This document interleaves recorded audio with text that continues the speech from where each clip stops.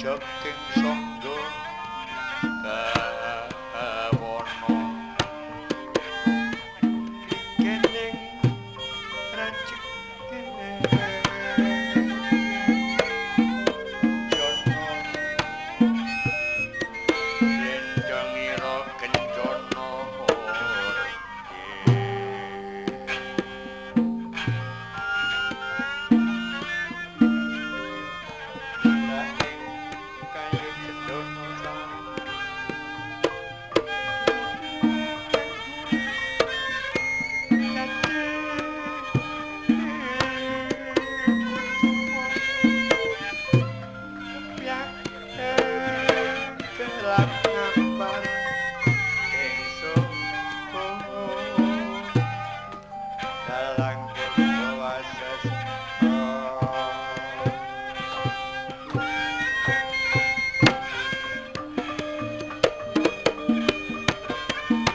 gamelandeng lukono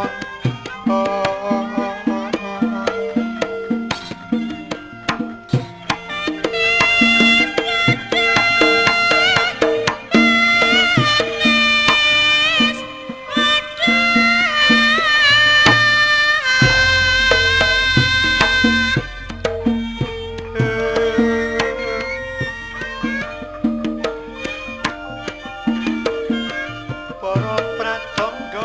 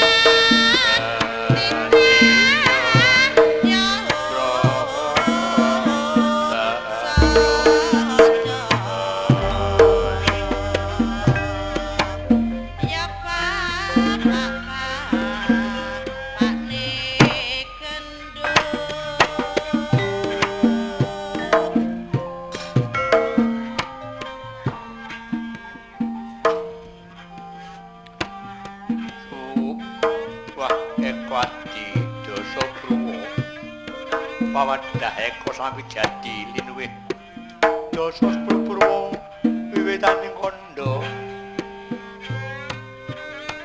pundi ta ingkang kangge wiwitaning kandha anyarosake gelare negari Dwarawati uga winatan negari Dwaraka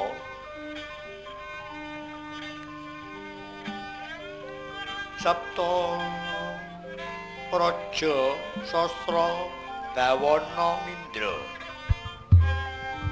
Sabta Pituraja Ratu Sastra Sewu Bawana Jagat Mindra Mider Dangang ringgih sadal mangke Mindra sejagat sepramudita boten kati gelane negari Dwarawati negari Dwaraka sampun ketawi yen kayoman dewa kawontenipun negari Dwarawati sidhem permanem kawontenanipun negari Dwarawati menapa dening para kawulane ketingal tentrem ya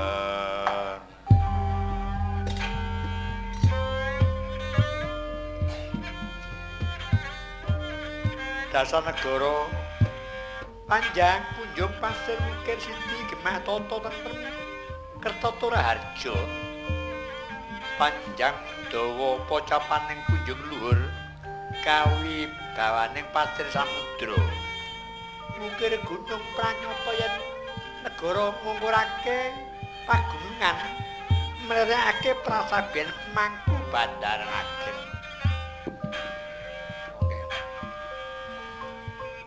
Ketingal kawontenipun jembang rupinipun padang jagating dawa kunjarane gedhe katri bawane. Mekaten kala boten namung salebeting negari Dwarawati namung najan ing manca negari sami semuya samangita sabab negara cilik nanging gedhe katri bawane mila sekelangkung nggenipun ketingal raharja gemeng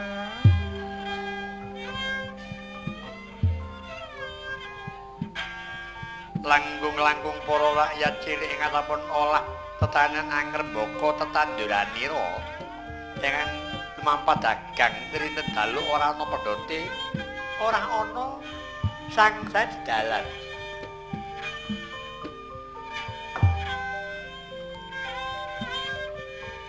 Saking amane negara wonten ingon-ingon ora ana kang pinanjangan uga ora ana ingkang pinandangan. Apa to wujude? Kebu, sapi, bebek, ayam, kidang, jangan sak penunggalanipun andhep namung kepireng pati krembek wonten ing madyaning panggonan kang kinratri sowan ing kandhange ora ana kang kececer siji-siji.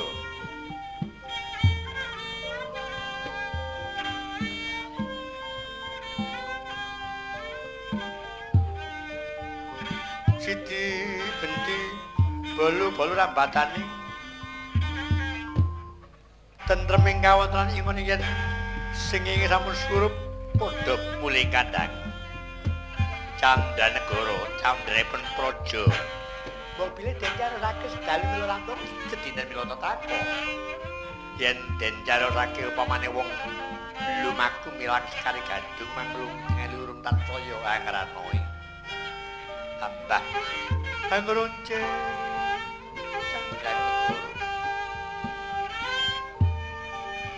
anyarosaken panjenenganipun Sang Nata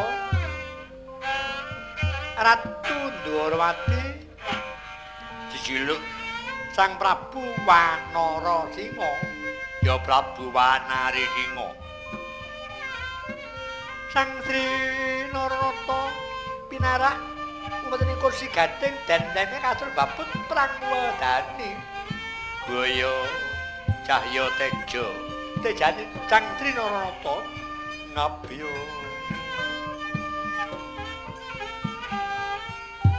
kesamping ingkang rayi ya senopati ya patih kang den percaya wonten sawingipun Sang Prabu Gagah Prakusa lenggah ing wingipun Sang Nata patih Singamulang Jaya ingkang madhep ing ngarsanipun Sang Prabu uga patih ingkang menang nampa dawuh Dana Sarana lan para Padyabala Bandha Sekaing Pra Mantri Bupati Sarah munggeng Jladri candrane Sarah laran munggeng panggonan Jladri Samudra upamaning laran tumumpang banyu samudra ora bengkang slambut sowaning Pra Wadyabala le Jaya Lelana candraning sowaning Pra Wadyabala ingkang sampun wonten ing pagelaran Jawi ler tondening upamaning peksi den sambel alap-alap ketingal pating jepipi sowaning Pra Wadyabala tambah tentrem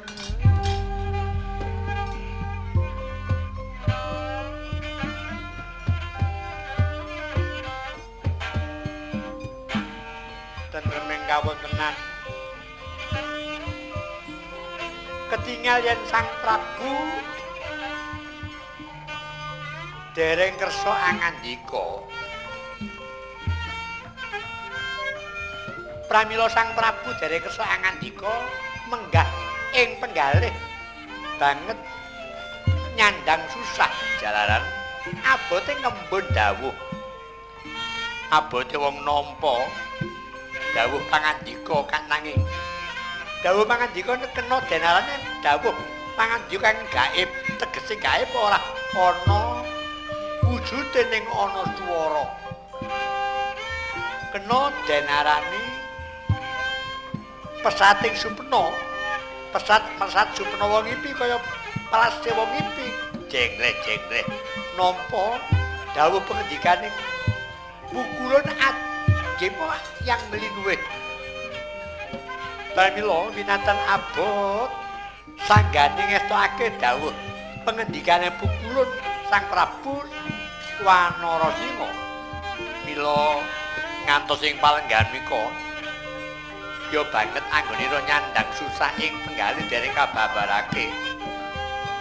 Candrane ketingal sureng.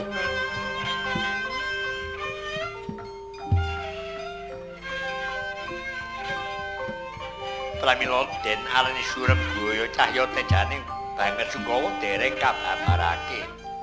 Susah dereng dipun ngendikake mila nuwake horking para wadyabala gotet gunititan padha takon pinakona pating kresik pating bejuit ajrih kedukan ingkang dinuwun. Dangunipun dangu Rektianawati anglanjangi matur landang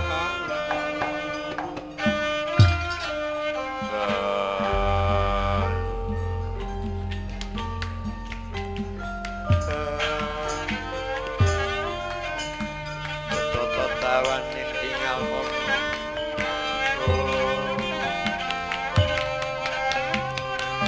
Yolong menanggeng ngawayang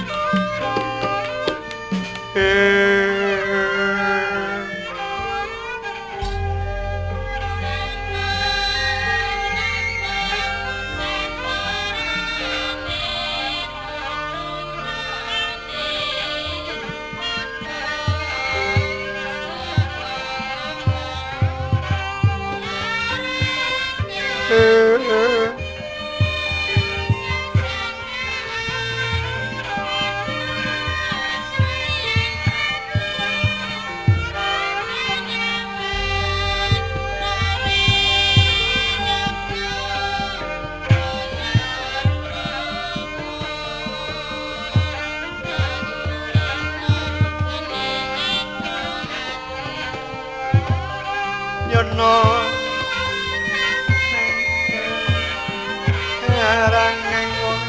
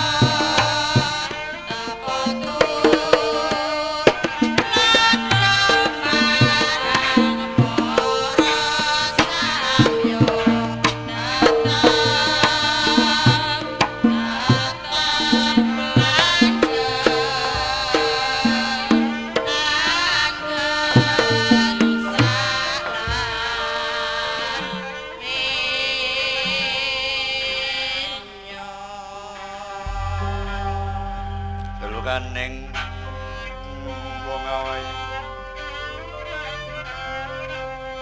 ing ana Dukira sang patih arsa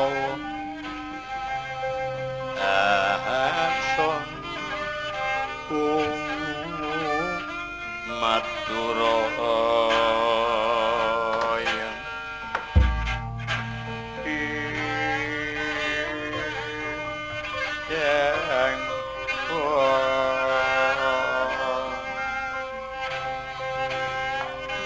matura ing ngarsanira sang Trinaranata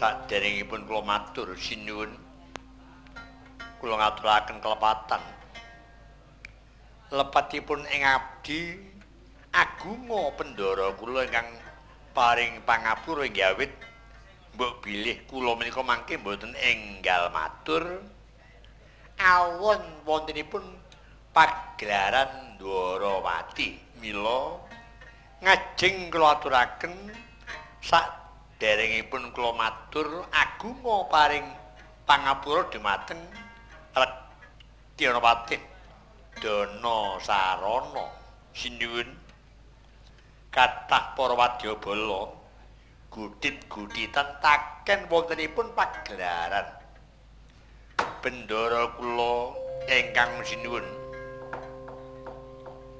ratu ingkang winatan kondang amisuwur Pendhara kula Sang Prabu Wanarasinga inggih panjenenganipun Pendhara kula Sang Prabu Wanarasinga. Kenging winatan panjenengan menika sampun kondang amisur sak lumahing bumi sak gureping akasa paduka menika dados nggih menika bagasanipun tiyang Mancanegari.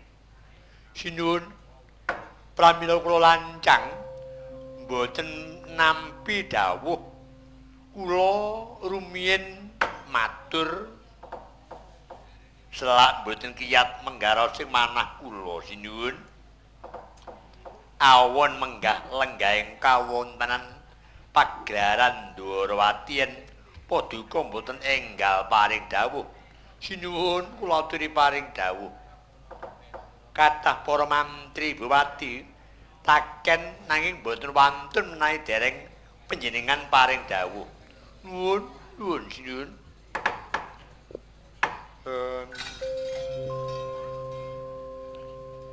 Semanten ugi Koko Prabu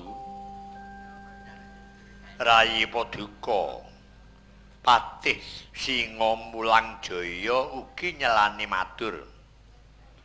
Paduka menika sampun dipun bagas tiyang lintu negari nanging sakmenika aturing Patih Dana Sarana.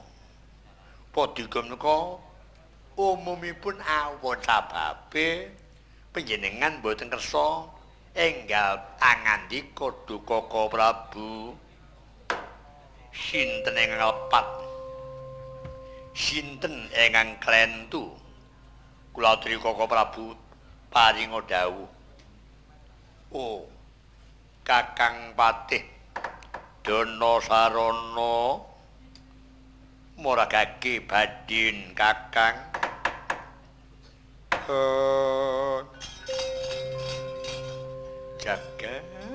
Jagat Dewa Bathara. Sinuwun menawi ngoten wontenipun pagelaran sae namung saketipé netra. Awonipun pinten-pinten taun awon yen Paduka mboten kersa enggal paring dawuh. Sangsaya ketawis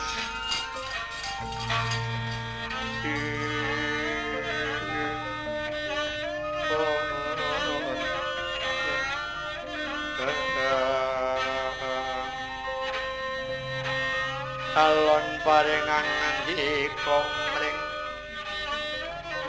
madya mantri.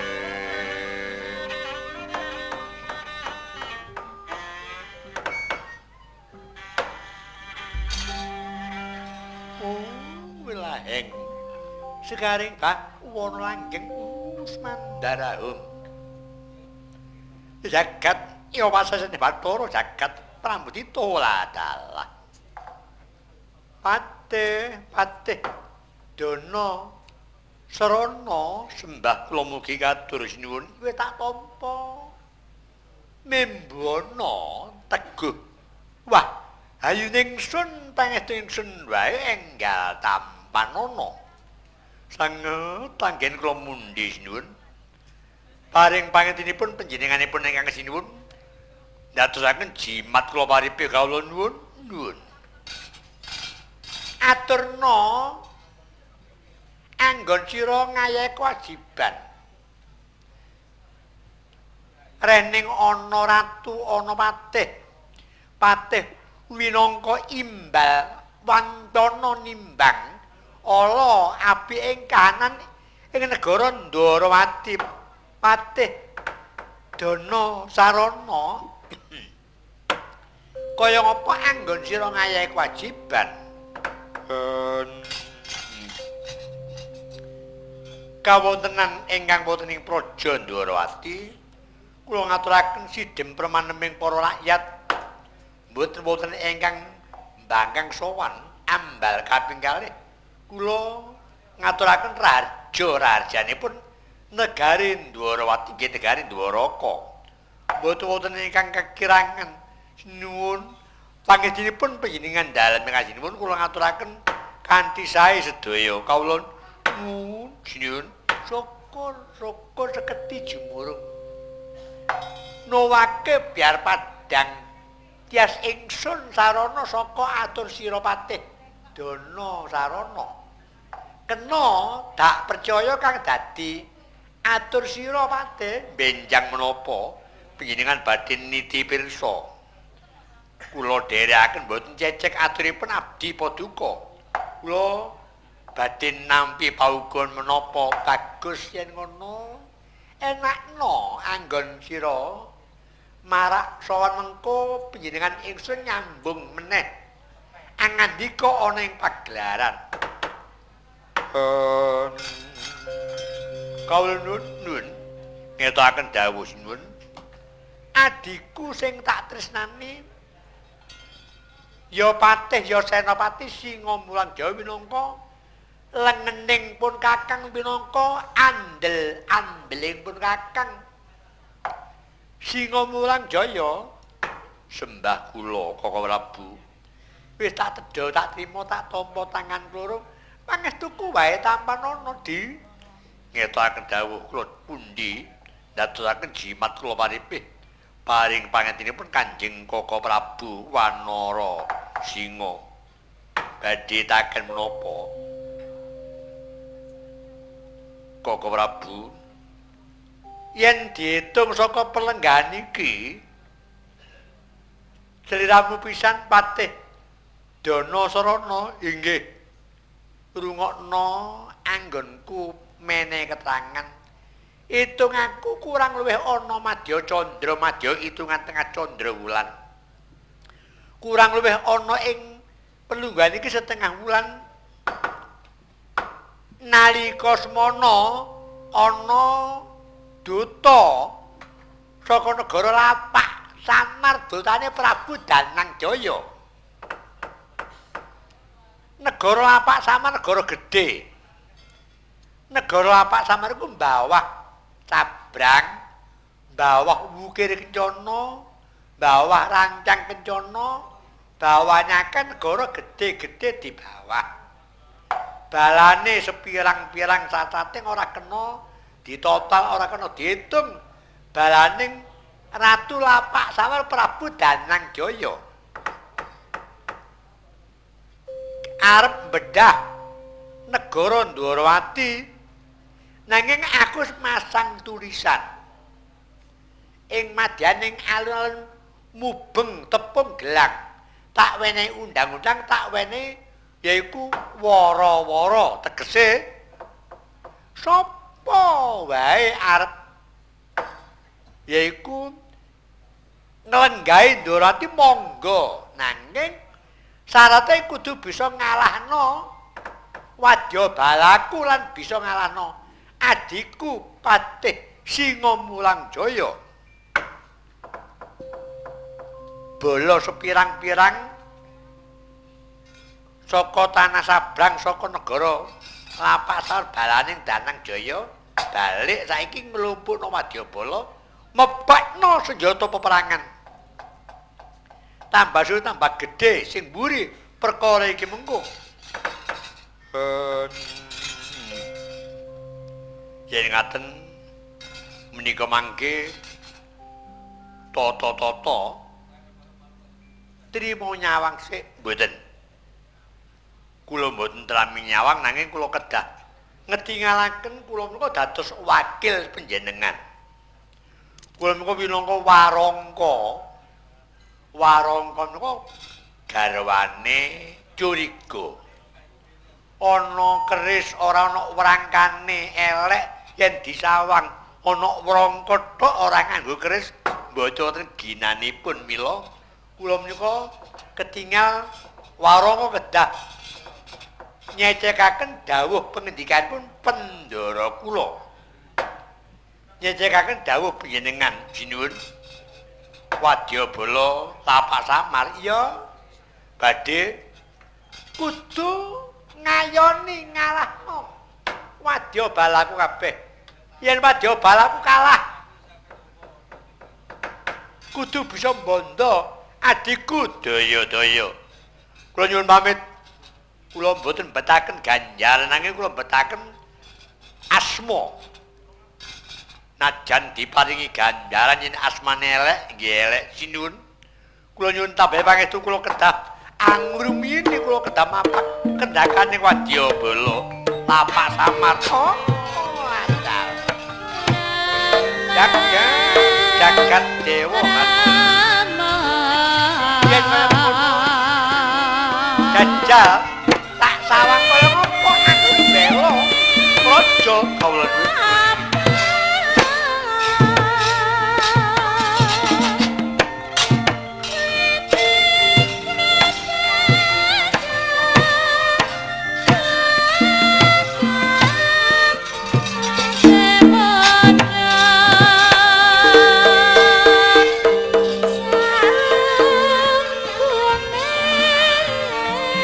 Sa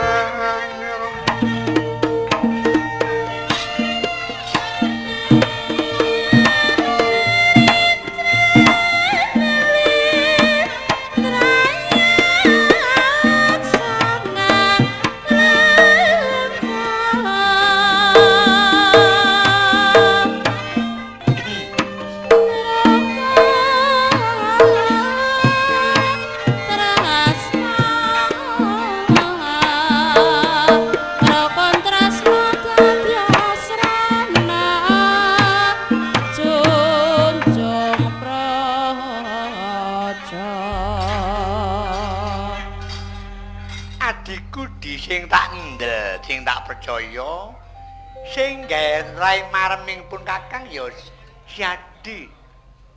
Nanging ketambahan tentreming badinipun Kakang, dening pun Kakang ngrungokake ature Patih Andana Sarana. Ngetokake kendele ora mbutuhake opah, ora mbutuhake ganjaran, nanging mbutuhake jeneng kang apik. Marem pun Kakang Di. Inggih. Kula piyambak nggih marem. Nanging Koko Prabu rak sampun dawuh. Iya. Dawuhipun Koko Prabu langkung marem melih menawi kula yang maju perang. Nanging yen upama ya Di. Upama iku kena bali. Nggih. Tembung upama aja kok ilokake. Tembung upama aja kok cacat. Upama iku amung grambyangan wae. Upama Patih Andana Sarana menang, apa ora marem ngging rasaning pikiring Siadi Singomulang Jaya. Nggih langkung marem. Syukur yen ngono. Yai mboten dawuh. Nanging aja sembrono ngestaken dawuh. Kula mboten keparing sembrono, kaya cukup ingsun paring dawuh. Kaya ora ana dawuh kang tumanja. Bubaring pasewakan kaya ngapa biasane Wadyabala lapak samar. Nggih. Kok wani-wani arep ngepuk negara Ndwarawati, Yai? Abot pun Kakang. Abote nalika semono kaya ana swara gaib, kaya ana swara yaiku ngelingna pun Kakang. Nggih. Aja nganti Ndwarawati ki rusak. Swara ingkang panjenengan tampi aja nganti negara Ndwarawati risak mengkono. Lajeng panjenengan kok ndamel wara-wara sapa sing budina Ndwarawati kalahno balaku. Nah iki saking ati-atiku, saking kuwatirku nganti aku gawe sayembara. Lah dalah kula dereng nyandak. Kula dereng ngertos menapa kersanipun Koko Prabu kok kuwatos Ndwarawati dipun gebuk tiyang nanging kok panjenengan ngundang mengsah. Yai, pun dawuh aku ya ora kladuk ya. Aku ya ora sumbung. Ananing ana dewa ngongkon aku njaga Ndwarawati. Sak mendang pinarasastra pun Kakang ora kepingin milik negara Ndwarawati. Nanging abotku aja nganti aku jaga negara iki negara rusak aja nganti. Mula aku gawe wara-wara. Lah iki kok malah ndamel wara-wara. Napa mboten nekaken mengsah ngene ya critane. Ngarep mau wis tak wenehi keterangan Siadi. Pun Kakang ora kaduk sapa wae. Cilike iso nyempal bauku. Gedene iso mbedah dadane pun Kakang. Yai. Yen nganti aku kalah, tandane aku elek-elek titah ana mercapada Di. Wih lancar.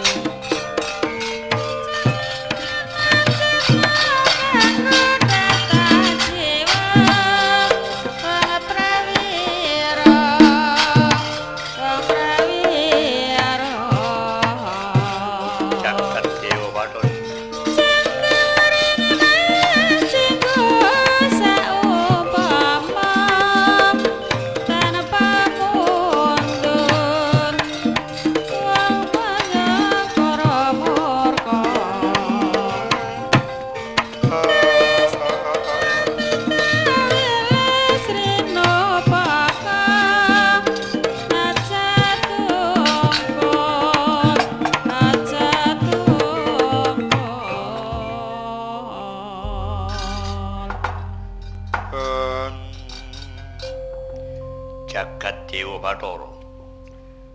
Koko Prabu dawuh ngaten menika persasat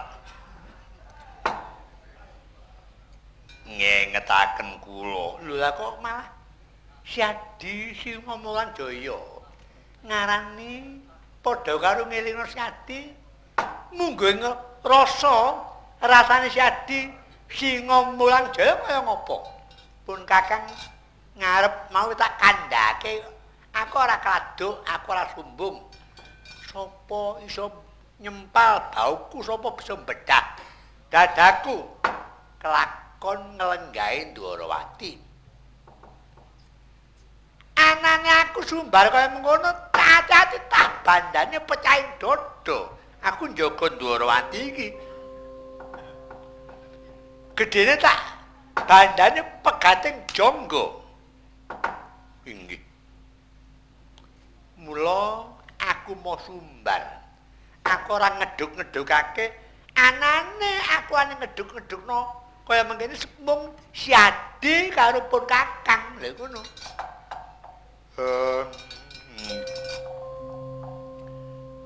Koko Prabu menapa sampun cekap dawuh pengendikanipun Koko Prabu kula selak mriksani wontenipun Patih Andana Sarana ya cukup pun Kakang paring dawuh cukup nanging Syadi aja nyembranakake nyuwun tambahe pangestu iya ya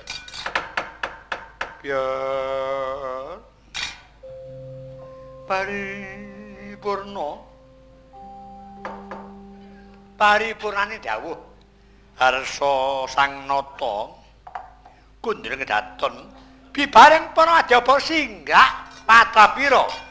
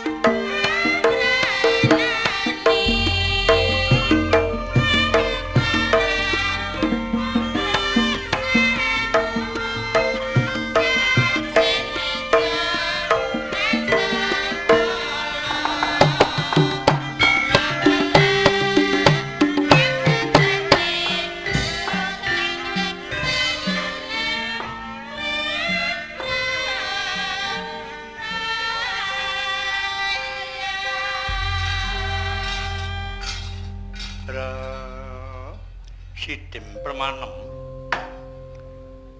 Sang Sri Naranata minggah sanggar pamuja Branta.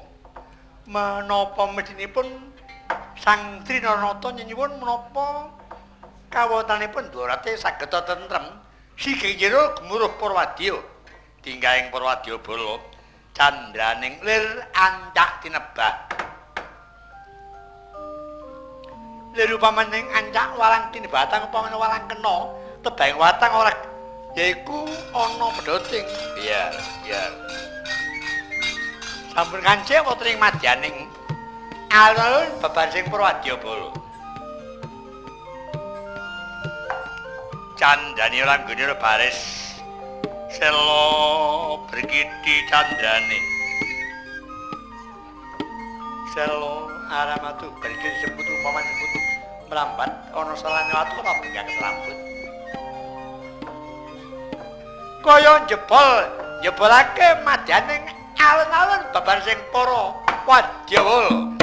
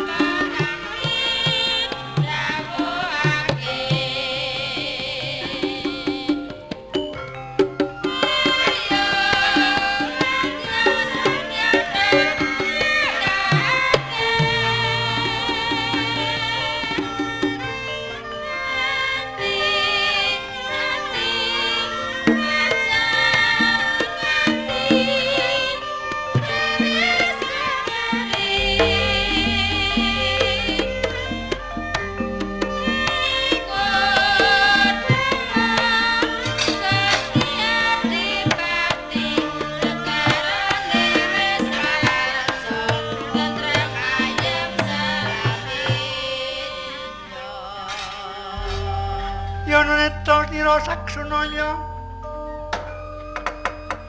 restining milun cana Erna karni sukuloro tanganyaloro watekira dadi ya sawiji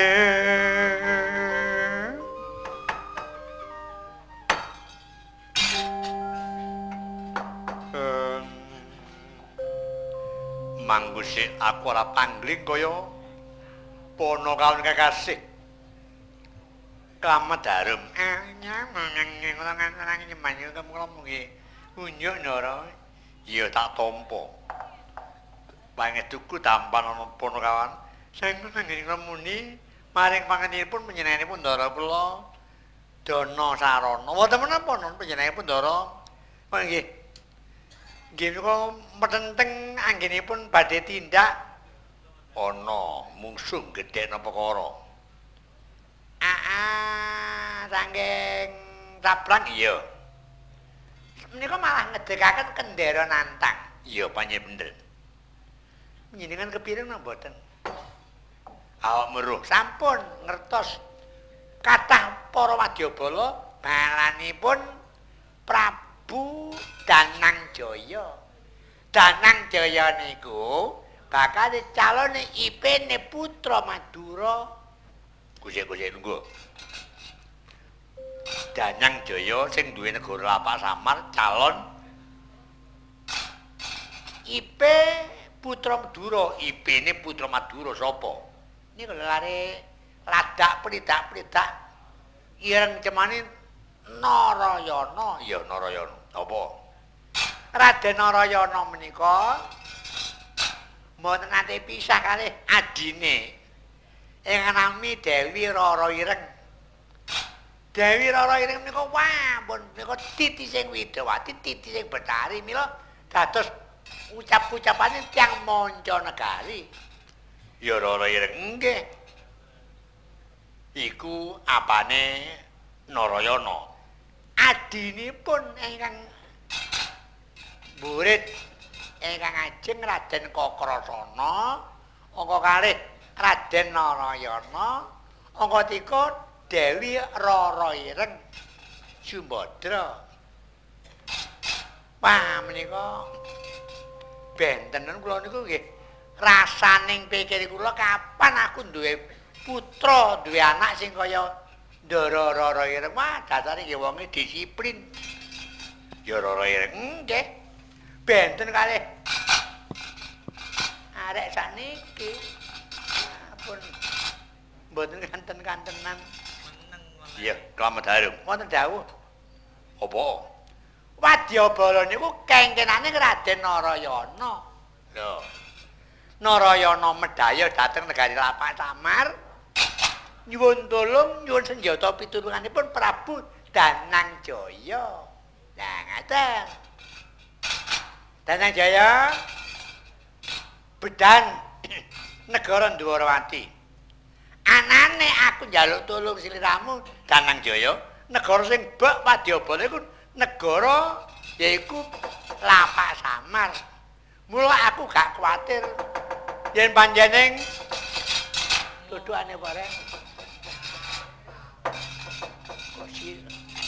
Kano gerambiangan kano apa gitu kae.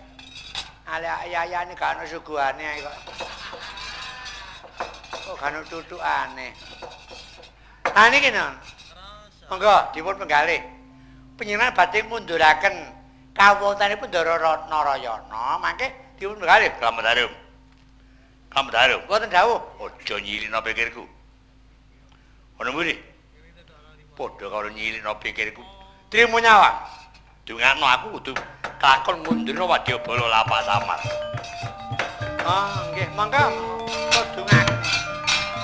Ya ramane kami kaimu kaimu putra nepa ditaturna Pancasila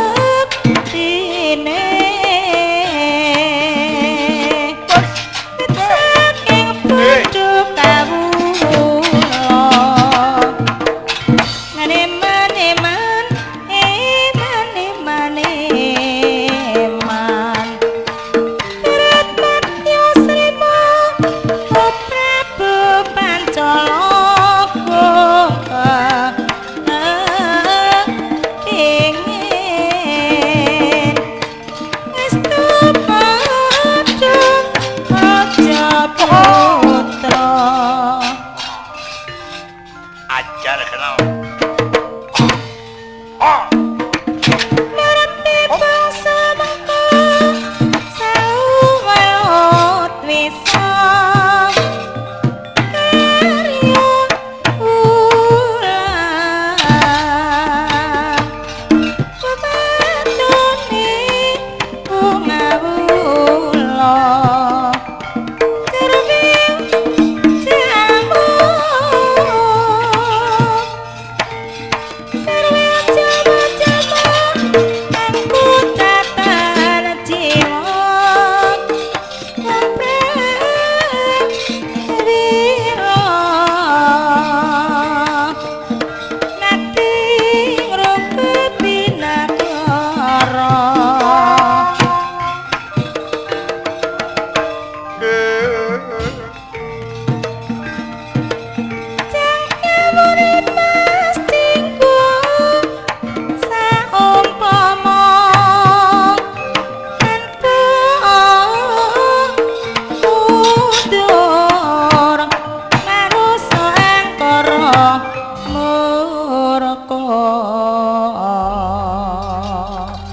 Weh ladal.